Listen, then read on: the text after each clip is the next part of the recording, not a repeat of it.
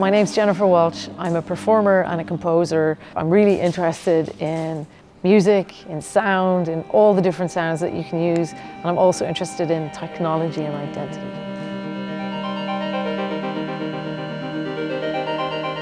My name is Sarah Ledridge and I'm the Programmes Administrator at Music Network, so I look after our Learning and Participation programme.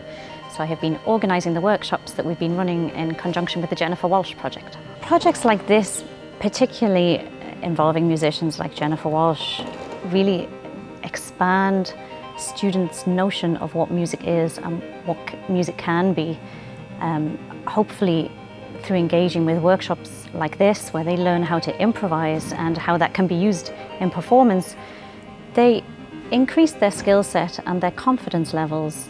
I'm Owen Hughes. I'm a music teacher in Loreto Abbey Secondary School, so in Dalkey in Dublin, and we've been involved in the project with Music Network. It's bridging a big gap, I think, for them in terms of they might learn a little bit about composers such as Bach or Beethoven and Mozart, and they're very aware of modern pop artists, but it's interesting, these are kind of roles for professional musicians that maybe they didn't know existed.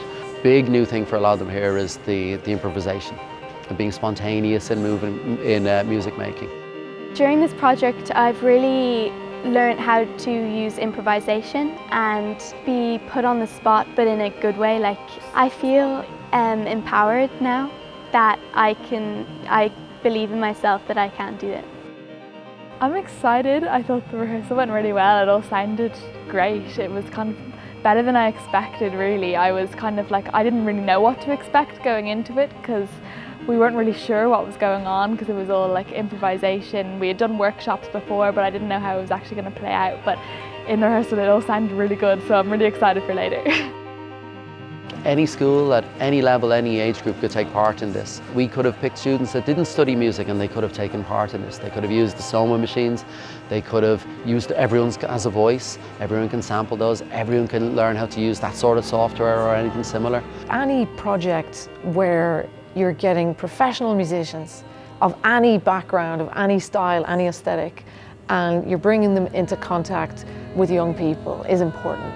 Of course, it's fantastic to bring classical musicians or jazz musicians into schools, but it's also important to bring experimental musicians and free improvisers, people who are working with electronics and devices into schools too, because there's probably going to be some students that didn't even know that this is something that they're going to be interested in or passionate about. I remember when I was growing up, the teacher might say, "Oh, you have a lovely voice, but you don't have a lovely voice." The idea that already we're sorting kids into categories and saying, like, you have a nice singing voice, so you should be in the choir, but let's forget you. Everybody has an interesting voice. And so one of the things that in the workshops we really tried to emphasize was that you do not have to have what's called, quote unquote, a beautiful voice to be able to make amazing sounds. It's really exciting to see what the kids are going to do. That's really, really quite amazing. They add something, you can't predict exactly what they're going to do. They might do something which initially you think, oh, that's not going to work, and then you go, actually, this is great, let's keep this. So it's just about people being in a room together.